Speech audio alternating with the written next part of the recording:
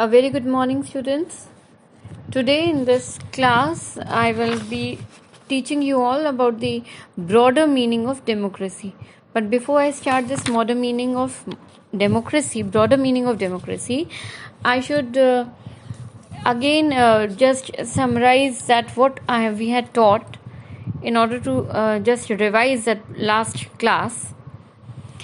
Once again I like to repeat like democracy government क्या थी, एक बेहतर गवर्नमेंट, क्योंकि उसमें अकाउंटेबिलिटी ज़्यादा है, वो ज़्यादा अकाउंटेबल है लोगों के लिए, ज़्यादा रिस्पॉन्सिबल है, आंसरेबल है. सेकेंड पॉइंट हम लोगों ने फीचर पढ़ा था कि जो arguments in favour of democracy था सेकेंड वाला, जो जिसमें वो डिसीजन जो है उनका बेहतर डिसीजन रहता है. डेमोक्रेसी प्रोवाइड करता है बेहतर क्वालिटी ऑफ डिसीजन, जो कि दूसरे में हमें नहीं मिलता है. क्योंकि यहाँ पे इतने सारे लोग इन्वॉल्व रहते हैं डिसीजन में, इतने लेवल पे डिस्कशंस होते हैं कि वो बेहतर डिस्कशन करने के बाद जो निर्णय लेते हैं वो सबके लिए बेहतर होता है. थर्ड फीचर था हमारा कि जिन मेथड्स को डील करते हैं जिसमें कि कॉन्फ्लिक्ट्स और डिफरेंसेस को सबको हम लोग एडजस्ट कर पाते हैं. जैसे कि हमारे देश में जितनी डाइवर्सिटी है वो इसीलिए एडजस्ट हो पाई क्योंकि सभी के रिप्रेजेंटेटिव्स हैं पार्लियामेंट में, लोकसभा में, राज्यसभा में, और सभी के इंटरेस्ट का ख्याल रखा जा सकता है. तो डेमोक्रेसी एक बेहतर तरीका है जिसमें हम लोग सभी डिफरेंसेस को ज़िंदगी भर हमेशा हर कम्युनिटी के इंटरेस्ट का ख्याल रख सकते हैं. अब डेमोक्रेसी चौथा था हमारा, जो डेमोक्रेसी डिग्निटी को वो करता है, एनहांस करता है सिटीजन्स के. तो उसमें उसका क्या मतलब है कि पॉलिटिकली सब इक्वल हैं और सबका एक वोट में और इक्वल वैल्यू है वोट की. सबके लिए हर person is having one vote and one vote has equal value. तो चाहे वो गरीब हो चाहे वो अमीर हो, सभी को बराबर अधिकार प्राप्त है. तो अब जब सब लोग अपना मिल करके इलेक्ट करते हैं किसी को, तो they are responsible also. They have to take up the accountability कि लोगों को कि अगर हमने गलती की है, गलत पर्सन को इलेक्ट किया है, तो हमारी भी रिस्पॉन्सिबिलिटी है. फिर फाइनल ये था कि अगर डेमोक्रेसी है, सपोज करिए किसी को इलेक्ट किया, किसी की गवर्नमेंट बनी, कोई जो गवर्नमेंट बनी है वो गलत डिसीजन ले रही है जो सबको पसंद नहीं आ रहा है, उनकी मिस्टेक्स को वो टेकअप नहीं कर रही. क्या पब्लिक डिबेट हुआ, पब्लिक प्रेशराइज करती है, तो कभी कभी गवर्नमेंट जो है क्या करती है, अपने डिसीजन वापस ले लेती है कुछ गलत हुआ तो. और अगर नहीं लेती है तो पब्लिक क्या करेगी, अगली बार सिटीजन्स नेक्स्ट टाइम गवर्नमेंट को चेंज कर देंगे बिकॉज उस दूसरी पार्टी को वोट करेंगे सिंस दे आर अनसेटिस्फाइड. तो ये हम लोगों ने देखा था लास्ट टाइम यही सब कि कैसे डेमोक्रेसी जो है वो आइडियल नहीं है, लेकिन बेहतर सारी दूसरी फॉर्म्स ऑफ गवर्नमेंट से बेहतर है. तो इसमें हम लोगों ने देखा कि कैसे इस तरीके से वो एक बेहतर गवर्नमेंट के रूप में हम लोगों को मिलती है, जिसमें इतनी सारी फीचर्स हैं. अब हमें पढ़ना है broader meaning of democracy. Broader meaning of democracy का कहने का मतलब अभी तक हमने बहुत ही लिमिटेड सेंस में जाना है डेमोक्रेसी की फंक्शनिंग. लेकिन अगर हम कॉमन फॉर्म क्या है हमारे देश में, जैसे है कि सब लोग मिलके तो डिसाइड नहीं करते, डिसीजन नहीं लेते डेमोक्रेसी में. तो हमारे देश की डेमोक्रेसी क्या है, रिप्रेजेंटेटिव. जनरली क्या होता है, रिप्रेजेंटेटिव डेमोक्रेसी होती है. हमारे देश में 120 करोड़ लोग रहते हैं, तो 120 करोड़ लोग मिल करके साथ में बैठ के कोई डिसीजन तो नहीं ले सकते. और मान लीजिए कि किसी कंट्री में कम पॉपुलेशन है और वो बैठ भी सकते हैं, तो क्या सबके पास वो काबिलियत है कि वो डिसीजन ले सकें कि देश के लिए क्या होना चाहिए, क्या नहीं होना चाहिए. दूसरी चीज़ कि क्या वो उनके पास समय है, क्योंकि बहुत से लोग अपनी ज़िंदगी के जो बेसिक रोज़ी रोटी में ही लगे रहते हैं, उनके पास वक्त नहीं है. वक्त है तो काबिलियत नहीं है और डिज़ायर नहीं है कि हम डिसीजन मेकिंग में रहें. इसीलिए क्या करते हैं, इलेक्ट करते हैं. तो ये इलेक्ट किया तो यहाँ पे क्या है, सारे देशवासी मिलके नहीं देश के लिए डिसीजन लेते हैं. डिसीजन कौन लेता है, जिनको वो लोग इलेक्ट करते हैं. अब मेजॉरिटी जिसको हम लोगों ने इलेक्ट किया अपने बिहाफ पे डिसीजन लेने के लिए, तो अब मेजॉरिटी में भी क्या होता है कि हम देखते हैं कि गवर्नमेंट के लिए जितने लोग इलेक्शन में लड़े और इलेक्शन जीत कर आए, तो इलेक्शन जो जीत के आते हैं सबको तो मिनिस्ट्री नहीं मिल जाती है, सब लोग कैबिनेट मिनिस्टर्स नहीं बन जाते। तो कैबिनेट में जो मौजूद होकर के प्राइम मिनिस्टर के साथ वो डिसीजन लेते हैं। तो इसमें हमने और चीज़ क्या देखी कि even the majority of the people does not rule directly. Majority of people also what they do through their elected representative the ruling is going on. और ये बहुत ज़रूरी है क्योंकि मॉडर्न डेमोक्रेसी इन्वॉल्व करता है इतने सारे लोगों को, जो कि फिज़िकली कभी भी ऐसा नहीं हो सकता कि सब लोग मिल करके बैठ करके डिसीजन कलेक्टिव ले पाएँ। और दूसरा कि सबके पास टाइम नहीं है, स्किल नहीं है और इंटरेस्ट भी नहीं है। तो कुल मिला के अब हमें देखने को मिलता है कि ये जो जितनी हमें अंडरस्टैंडिंग हुई डेमोक्रेसी की, तो ये तो समझ में आ रहा है कि हम डेमोक्रेसी को नॉन डेमोक्रेटिक कंट्री से कैसे डिस्टिंग्विश कर पाएँ। उन दोनों की डिफरेंसेस हमारे दिमाग में बिल्कुल क्लियर हो गया। It does not allow us to distinguish between democracy and good democracy. लेकिन ये जो डेफिनेशन, ये फीचर्स हैं, वो हमें डेमोक्रेटिक और गुड डेमोक्रेटिक कंट्री में डिफरेंसेस नहीं बता रहा है। जैसे कि अगर हम ये बात करें कि does not allow us to see the operation of democracy beyond government. मतलब हमें ये देखना है कि क्या ब्रॉडर मीनिंग ऑफ डेमोक्रेसी से यही मतलब है कि जो डेमोक्रेसी का कॉन्सेप्ट है हर फेज़ या हर एस्पेक्ट ऑफ लाइफ में कैसे इफ़ेक्ट करता है। क्या है डेमोक्रेसी? मतलब अभी तक हमने फॉर्म ऑफ गवर्नमेंट के रूप में जाना, अभी हम लोगों ने देखा कि डेमोक्रेसी को फॉर्म ऑफ गवर्नमेंट में उसके क्या फीचर्स हैं, कैसे रिप्रेजेंटेटिव डेमोक्रेसी के बारे में पढ़ लिया। अब हमें ये देखना है कि ब्रॉडर मीनिंग ऑफ डेमोक्रेसी से क्या मतलब है। हर फेज़ हर एस्पेक्ट ऑफ लाइफ में कैसे चेक कर सकते हैं कि हमारा क्लास डेमोक्रेटिक है कि नहीं, हमारा स्कूल डेमोक्रेटिक है कि नहीं, हमारी फैमिली डेमोक्रेटिक है कि नहीं। तो हम हर एस्पेक्ट्स में देख सकते हैं। जैसे यहाँ पे एक बहुत अच्छा सा डिसीजन लिखा है कि अगर बहुत डेमोक्रेटिक फैमिली होगी तो क्या होगा, कैसे होंगे। सब लोग मिल करके कोई भी बात होगी, किसी भी निर्णय को लेने से पहले सभी फैमिली मेम्बर्स साथ में बैठे, सबने डिस्कस किया, सबको बताया गया, सबने अपनी राय रखी, उसमें फिर सबकी ओपिनियन का ध्यान रखते हुए जो उनके फैमिली के हेड हैं उन्होंने डिसाइड किया। तो ऐसे में हम लोग फैमिली को क्या कहेंगे कि बहुत ही डेमोक्रेटिक है। और दूसरी तरफ अगर हम देखें कि फादर या जो भी हेड ऑफ द फैमिली है उन्होंने डिसाइड, ग्रैंडफादर ने डिसाइड कर लिया और बता दिया, ना फैमिली मेम्बर से पूछा और ना उनकी राय ली, तो क्या है वो नॉन डेमोक्रेटिक फैमिली हो गई। वैसे ही अगर हम टीचर के बारे में बताएंगे, अगर टीचर कोई पढ़ा रहे हैं और वो बच्चे उनसे कुछ पूछना चाहते हैं, कोई क्लैरिटी चाहते हैं, या कभी कभी होता है कि वो कोई टॉपिक है जो डिबेटेबल इशू हो जाता है, तो अगर वो बच्चे को अलाउ नहीं कर रहे हैं टीचर क्वेश्चन पूछने के लिए, तो वो नॉन डेमोक्रेटिक हो गया। और अगर पूछना अलाउड है और उसको कायदे से सॉर्ट करते हुए, डिस्कस करते हुए एक डिबेट भी करा दिया क्लास में कि लोगों की अलग अलग राय हमें सुनने को मिल गई, उसके बाद जो एक्चुअल चीज़ें हैं वो टीचर ने उनको समझाई, तो उसको हम डेमोक्रेटिक क्लास कहेंगे। और अगर एक जैसे लीडर है अपने फैमिली मेम्बर्स के साथ केवल, जैसे होता नहीं है वंशावली या फिर फैमिली की हेरिडिटरी सॉर्ट ऑफ, जैसे अगर हम अभी प्रेजेंट सिनेरियो देखेंगे तो कांग्रेस की बात कर सकते हैं हम लोग, क्योंकि कांग्रेस में क्या है कि वो वहाँ पे जो फैमिली मेम्बर ही जो हैं पूरी पार्टी के लिए डिसाइड करने लगती हैं। तो अगर हम फैमिलीवाद चल रहा हो, परिवारवाद चल रहा हो किसी एक पर्टिकुलर पार्टी में, तो पार्टी भी कैसी हो गई, नॉन डेमोक्रेटिक हो गई, क्योंकि वो बाकी लोग मेंबर्स को काबिलियत होने के बावजूद उनको कंसिडर नहीं किया जाता है, उनकी नॉलेज को यूज़ नहीं करने दिया जाता है, उनके व्यूज़ को साइडलाइन कर दिया जाता है। तो अगर वो भी हम कहेंगे तो वो क्या है, वो नॉन डेमोक्रेटिक हो जाएगा। तो मतलब हमने इस बार अभी कैसे पढ़ा, हमने डेमोक्रेसी को बड़े जेन्युइन फॉर्म में, फैमिली के एस्पेक्ट में, स्कूल के एस्पेक्ट में, कोई भी ऑफिस हो सकता है, अगर कोई भी ऑफिस है, कोई भी ऑर्गेनाइजेशन है, अगर डेमोक्रेटिक है तो सबको लेके चल रहा होता है, और अगर डेमोक्रेटिक नहीं है तो सबको लेकर के वो कंसिडर नहीं कर रहा है, तो वो ऑर्गेनाइजेशन क्या हो गया? नॉन डेमोक्रेटिक हो गया। इसका मतलब ये जो हमारा तरीका है डिसीजन लेने का, ये सब चीज़ बहुत मायने रखती है। These ways of using the word of democracy go back to its basic sense of a method of taking decisions.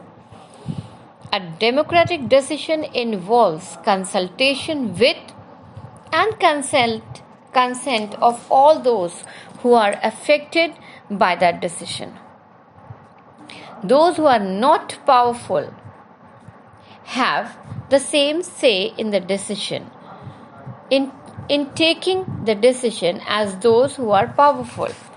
अब यहाँ पे पावरफुल और नॉन पावरफुल की बात कर रहे हैं क्योंकि डिसीजन मेकिंग का सवाल है। अब घर में फादर, इकोनॉमी उनके हाथ में है क्योंकि वो कमा रहे हैं। Mother is a housewife.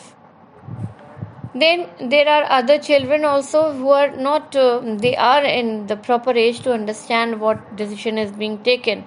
But जो weak हैं, वैसे ही देश के पर्सपेक्टिव में हम देख सकते हैं जो इकोनॉमिकली रिच हैं, पुअर हैं, पर यहाँ पे रिच और पुअर छोटा बड़ा का नहीं है, सारे मेंबर्स को लेकर के डिसाइड करना, क्योंकि वो एक डिसीजन सबको अफेक्ट करने वाला है।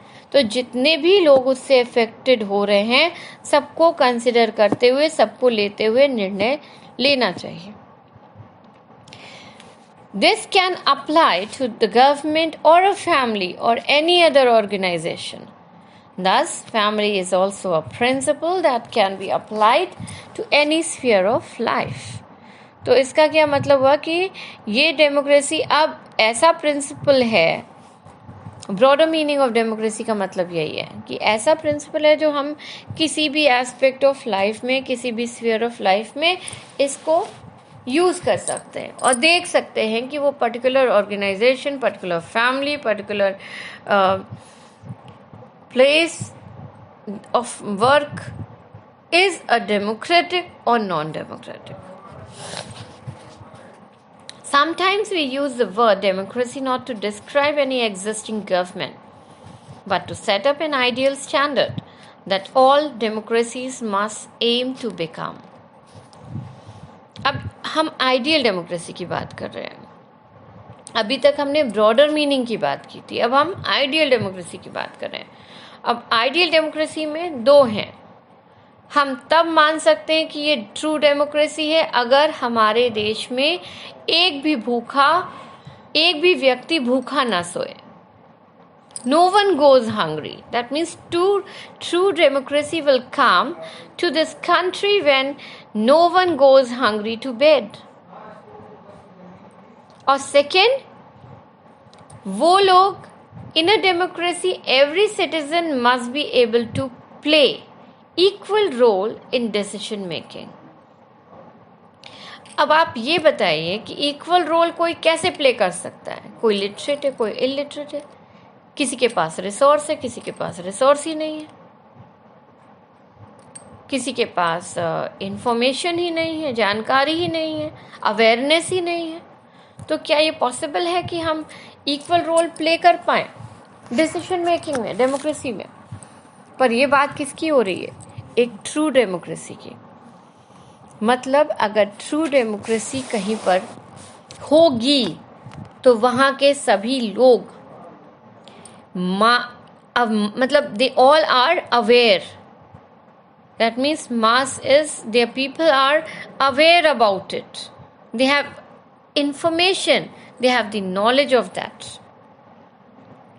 The decision that has to be taken, उसके बारे में उनको पूरी जानकारी है. वो पढ़े लिखे होने चाहिए, क्योंकि कम से कम बेसिक एजुकेशन से मतलब है कि minimum they have to be literate also. They are able to read and write instruction and understand the minimum things. तो बेसिक एजुकेशन उनके पास भी होनी चाहिए, तभी वो समझ सकते हैं. और उनके पास इक्वल रिसोर्सेज होने की ज़रूरत है. इक्वल रिसोर्सेज मतलब सबके पास संसाधनों की कमी ना हो, सभी के पास संसाधन हो, और तभी आएगा एक कमिटमेंट कि ये मेरा देश, मेरी कंट्री की बात है और हमें निर्णय ज़रूर लेना है। जैसे वोट का जो सही मतलब है, वोट बहुत सारे लोग देते हैं, तो वोट डालने के लिए अगर आपके पास बेसिक क्वालिफिकेशन है, आपको नॉलेज है, आप इक्वली एजुकेटेड हैं, आपके पास मिनिमम संसाधन है कि जिसको यूज़ करके आप उस मत को, उस वोट को सही तरीके से यूज़ कर सकते हैं, और फिर आपके अंदर ये सब चीज़ें जब होंगी तो आपके अंदर क्या होगा, एक कमिटमेंट होगा कि हमें कर्तव्य का बोध है कि हमें वो काम करना है। वोट हमारा बड़ा मायने रखता है क्योंकि हमारे पास दिमाग है, हम दूसरे की बातों में नहीं फैल रहे हैं। अभी का क्या कंडीशन है अपने देश में, लोग लिटरेट नहीं है, लोग बातों में आके वोट कर सकते हैं, लोग अपने बुद्धि, अपने विवेक का इस्तेमाल नहीं कर पाते हैं क्योंकि या तो वो रोज़मर्रा की ज़िंदगी की लड़ाई में, कमाई में, रोज़ की रोज़ी रोटी में ही गुजर बसर हो जाती है, वो अपना दिमाग लगा ही नहीं पाते। जो भी उन्हें थोड़ा बहुत मदद कर रहा होता है वो उसकी तरफ झुक जाते हैं, और मतलब उनका झुकाव उस व्यक्ति के प्रति हो जाता है और वो वोट उसी को फेवर कर देते हैं। तो ऐसे में ट्रू डेमोक्रेसी, दुनिया में किसी देश में ट्रू डेमोक्रेसी नहीं है अभी, क्योंकि ट्रू डेमोक्रेसी के लिए बड़ी ही तगड़ी शर्तें हैं। पहली शर्त, कोई भी व्यक्ति भूखा सोने ना जाए।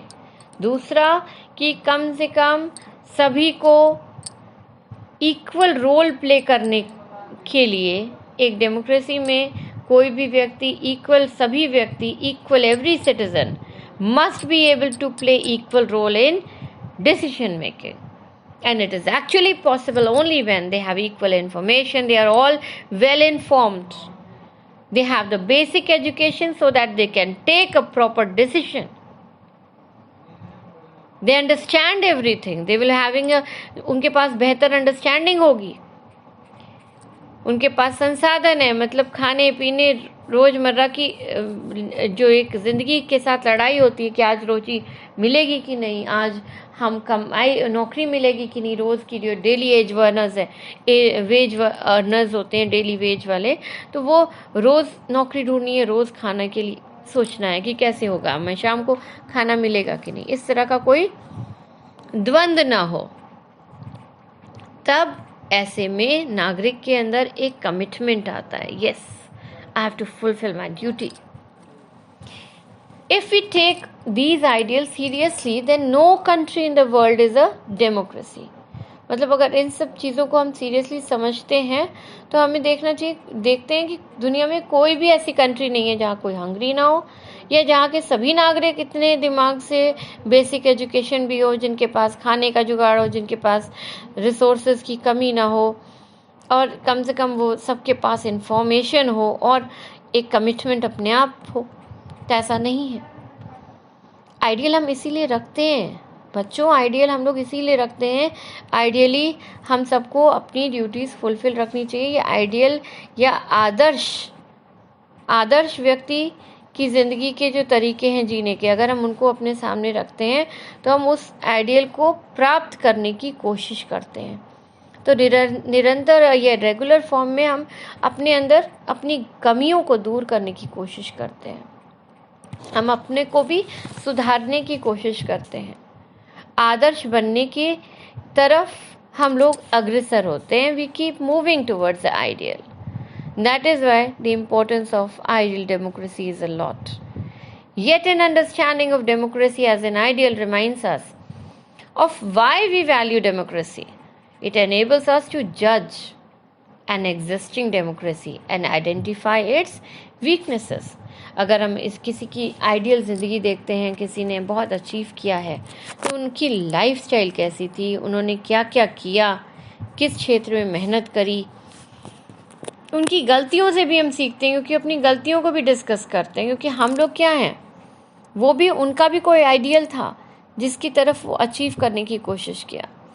वैसे ही आइडियल डेमोक्रेसी की ये पॉइंट्स हैं, ये मतलब आइडियलिज्म है, और हमें हमारे देश में या जहाँ जहाँ भी डेमोक्रेटिक गवर्नमेंट एग्जिस्ट करती है, सभी लोग जो हैं सभी अपनी वैल्यू करते हैं उस डेमोक्रेसी को, आइडियल वैल्यूज़ को, कि हमें हमारी कंट्री में अभी तक ऐसा नहीं हो पाया है।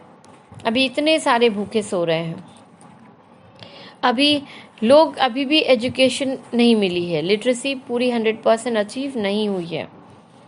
हमारे गोल्स हैं ये, हमारी वीकनेसेस को हमें हटाना है, तो हमारा गोल क्या है कि हम आइडियल डेमोक्रेसी को प्राप्त करें, पर अभी हमने नहीं किया है। तो हमें ये सारी कमियां दूर करनी है। जिस दिन हम लोगों के सभी देशवासी लिटरेट हो जाएंगे और सभी अपनी ज़िंदगी को गुजर बसर करने के लिए सभी के पास रोजगार होगा, सभी लोग कुछ काम करेंगे, अर्निंग होगी, तो क्या होगा, उससे हमारी लाइफस्टाइल चेंज होगी, हमारी एजुकेशन पे असर आएगा, हमारी संसाधन जो हमारे पास रिसोर्सेज रहेंगे, तब हमारे पास एक कमिटमेंट होगा कि I have to fulfil my duty in every aspect of life. तो ये सारी चीज़ें मतलब it helps us to distinguish between a minimal democracy and good democracy. बहुत सी डेमोक्रेटिक कंट्री को हम कंपेयर कर सकते हैं। मतलब ये जो हमने आइडियलिज्म दिया आपको, आइडियल डेमोक्रेसी की मदद से हम लोग डिफ्रेंशिएट कर पा रहे हैं किसमें, डेमोक्रेसी और गुड डेमोक्रेसी में। और अभी जो हमने कौन से फीचर्स देखे थे, अभी जो arguments in favour of democracy को देखे थे जितने पॉइंट्स से, उससे हम केवल डेमोक्रेटिक और नॉन डेमोक्रेटिक कंट्री को डिफ्रेंशिएट कर पा रहे थे। और अभी हम डेमोक्रेसी में ही गुड और गुड डेमोक्रेसी और मिनिमल डेमोक्रेसी को डिफ्रेंशिएट कर पा रहे हैं। कौन आइडियल से कितने करीब है वो बेहतर है, गुड डेमोक्रेसी है, और जो आइडियल से जितनी दूर है वो मिनिमल डेमोक्रेसी है। In this book we do not deal much with this expanded notion of democracy. Our focus here is with some core institutional features of democracy as a form of government. Next year, you will read more about democratic society and ways of evaluating our democracy. At this stage, we need to only note that democracy can apply to many spheres of life. That democracy can take many forms. यहाँ पे आपने कई forms of democracy देख लिए, non democratic और democratic के differences देख लिए, हमने फीचर्स ऑफ डेमोक्रेसी देखा, और फिर हम आए उन ब्रॉडर मीनिंग होता है कि जब डेमोक्रेसी को हमने कई एस्पेक्ट्स ऑफ लाइफ में उसको कंपेयर किया कि कौन डेमोक्रेटिक फैमिली है, कौन सा ऑर्गेनाइजेशन डेमोक्रेटिक है कि नॉन डेमोक्रेटिक है, क्लास डेमोक्रेटिक है कि नॉन डेमोक्रेटिक है, वो ब्रॉडर मीनिंग हो गया। अब हम जो लास्ट पे आए, आइडियलिज्म से हमने डिफ्रेंशिएट कर दिया democracy between democracy and democracy, that is minimal democracy, जिसके पास जो गुड एस्पेक्ट्स हैं, जो काफ़ी आइडियलिज्म से दूर है, वो हो गया मिनिमम है डेमोक्रेसी के फीचर्स उसके अंदर, और जो आइडियलिज्म से करीब है वो गुड डेमोक्रेसी है। ये सारी चीज़ें हमने इस चैप्टर में सीखी। और if the community is small there can be other ways also. अब हम बात करेंगे एक क्वेश्चन है जो जनरली पूछती हूँ तो आप लोग बहुत कंफ्यूज हो जाते हो।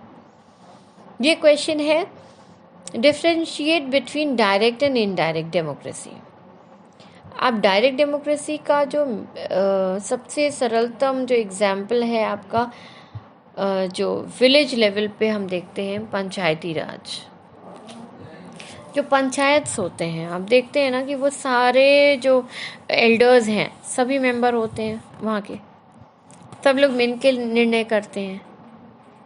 तो उस डेमोक्रेसी को हम लोग डायरेक्ट डेमोक्रेसी कह सकते हैं।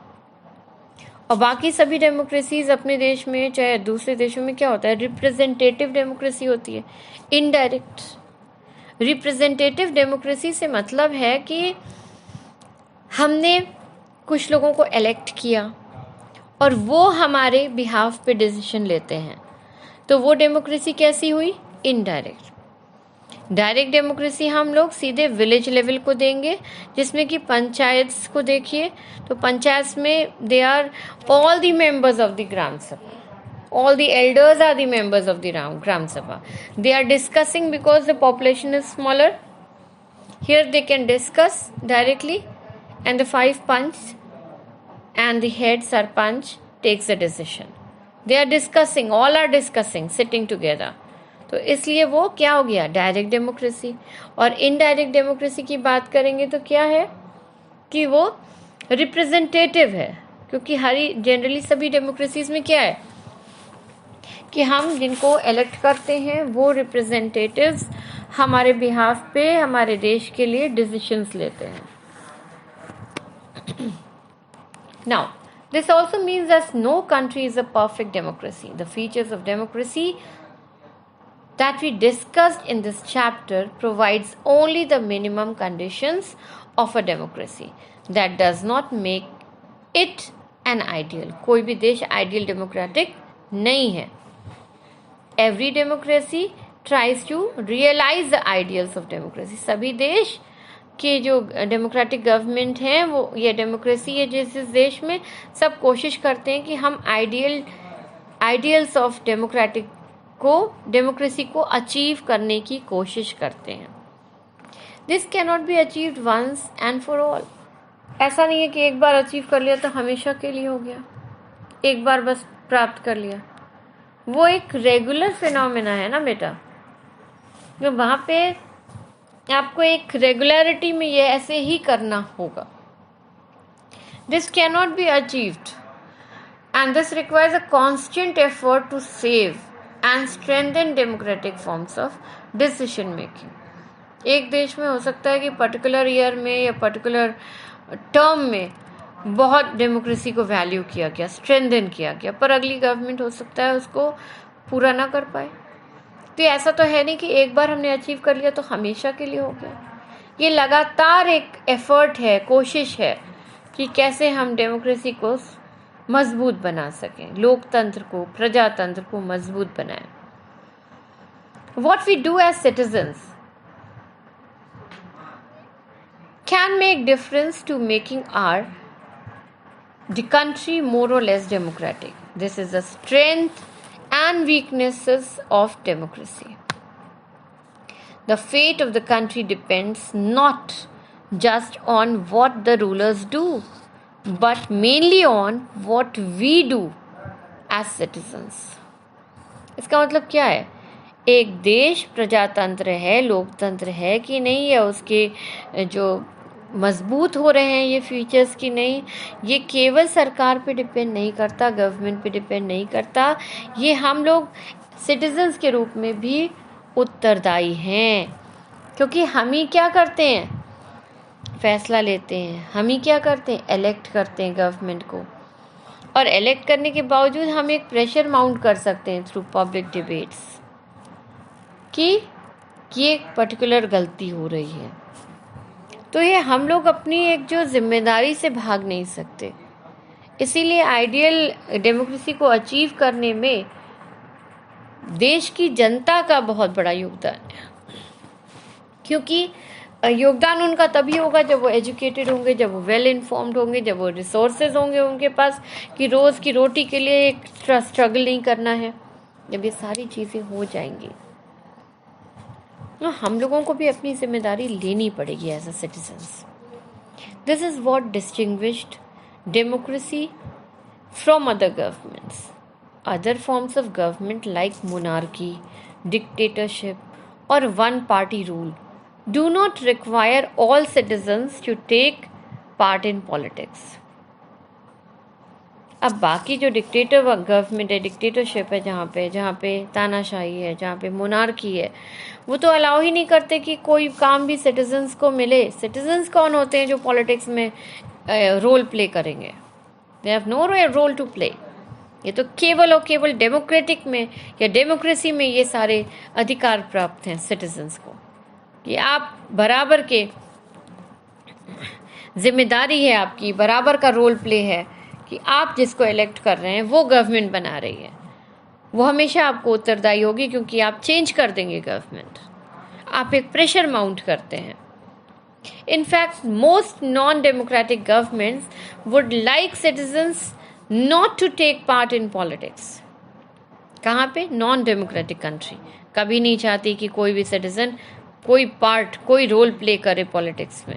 But democracy depends on active political participation by all the citizens. That is why a study of democracy must focus on democratic politics. Democratic मतलब सभी लोग इन्वॉल्व रहें पॉलिटिक्स पे, और ऐसा डेमोक्रेसी में है. Okay students, then here I complete this lesson. Please go through the questions of NCERT also. NCERT given at the back of NCERT book of this chapter, and go through those questions. I'll discuss the answers in my next class, and we will start the new lesson in our next class. Please go through that. I'll send the assignment. Please complete that and send it to me. Okay, till then, goodbye.